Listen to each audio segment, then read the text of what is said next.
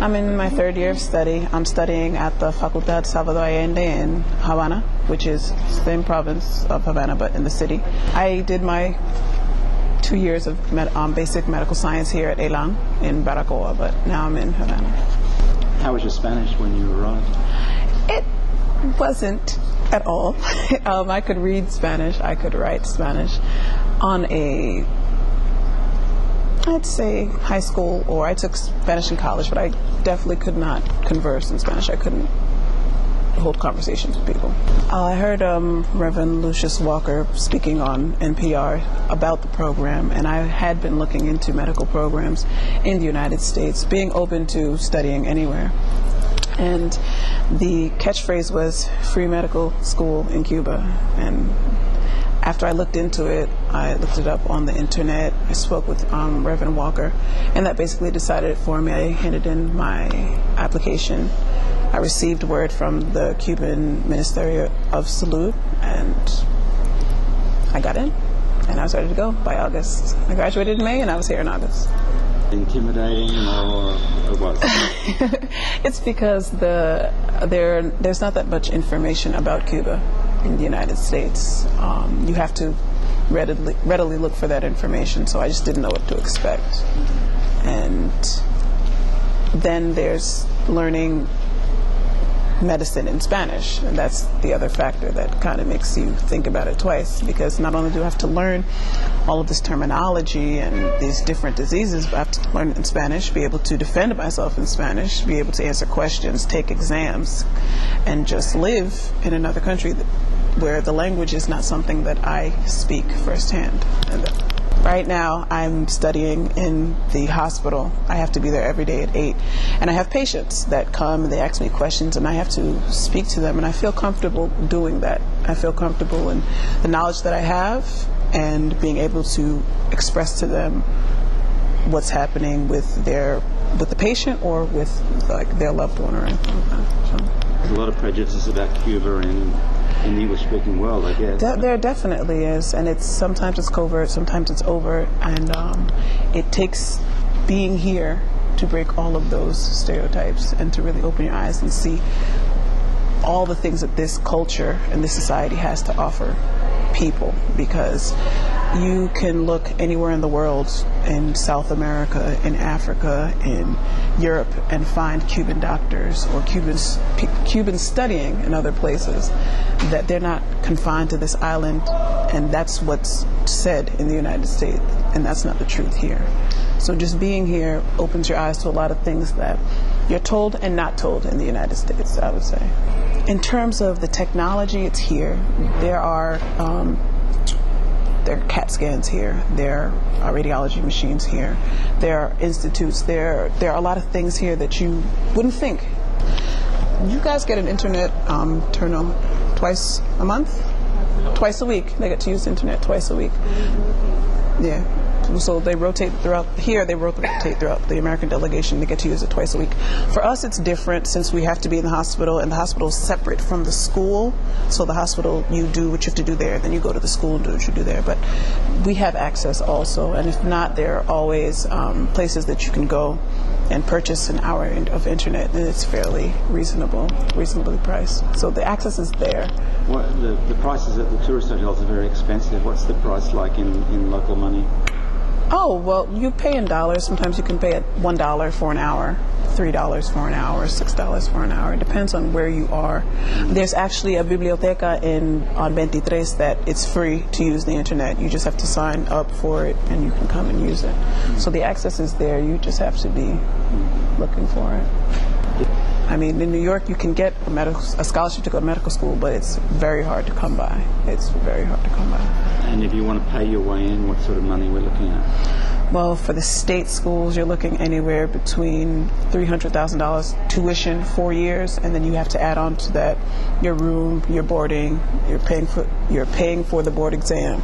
That's going to bring you anywhere between $400,000 to $500,000 that you've accrued in debt. I imagine you have looked at the issues of translating your qualifications into the Yeah, US? How does that work? we're in a good situation because this school is accredited by the FCMG, by the World Health Organization, meaning that when we graduate with a title here, if we go to the United States and pass our board examinations, there are 3 sets that we have to pass. If we pass those, then we will be licensed to practice in the United States with this degree. We don't have to go and enter into another medical school and revalidate our title. With this certificate that we've graduated, plus the boards, if we pass and enter into the match, we can be practicing physicians. The students in California are having a little bit of a problem because a lot of the hospitals there want to know more about the school, more about what we're learning, to see if it's on the same plane. So that's the problem that they're having now. But besides that, we're in a good place because we really don't have to worry about this title not meaning anything. Well, I heard, like Keisha, I heard a news bit on NPR, National Public Radio, and so I went on the website and contacted Pastors for Peace, got an application, sent it in and applied, and so here I am. Yeah, Washington, is a very kind of conservative town. People sort of tend to themselves a little bit at times.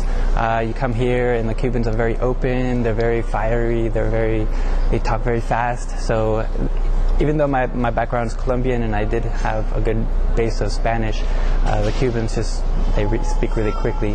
So it's just kind of like, even that itself was kind of difficult at first. A lot of the medical terminology is rather similar because we do try and study in English and Spanish at the same time so that we can be prepared to be able to converse and be able to look at a board exam and understand what's going on. So a lot of the terms are similar. So the end goal of the program is we do have a lot of parts of the country back in the U.S. that are underserved. There isn't a lot of medical help. Even just trying to get into a regular hospital. A lot of people in the U.S. use the emergency departments, say, as their primary care doctors. And these emergency departments are being overflowed, mainly geared for us to go back and serve in these underserved populations and give that attention to these people that do need it most. And I think that's everybody's end goal, is to work with minorities, to work with people who don't have direct access to healthcare.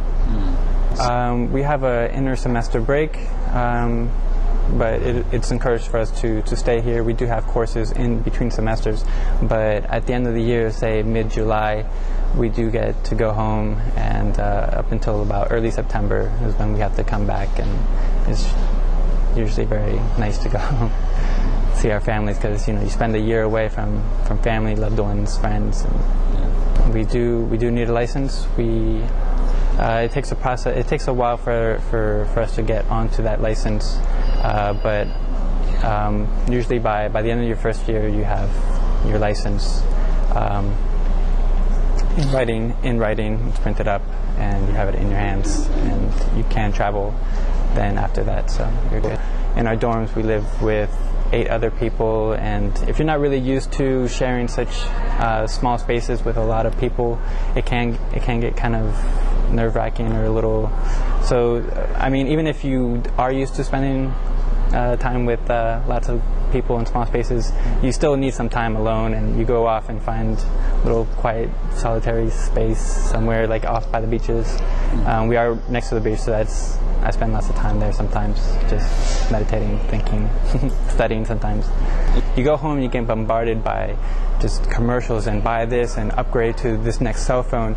Like, for example, when I got home, I went out with some friends, and my friend was like, "Oh my gosh, look at the guy next to you. Do you see what he has?" And I'm like, "No, what is that? It looks like a phone." He's like, "No, it's not just a phone. It's the iPhone." And I was like, "What's the iPhone?" So, and I have some friends who just upgrade like every other month with technology, and you come back here and it's just like, you don't feel that push, that drive to buy this and get this latest gadget. So maybe that's a relief. It is a relief. It is a relief.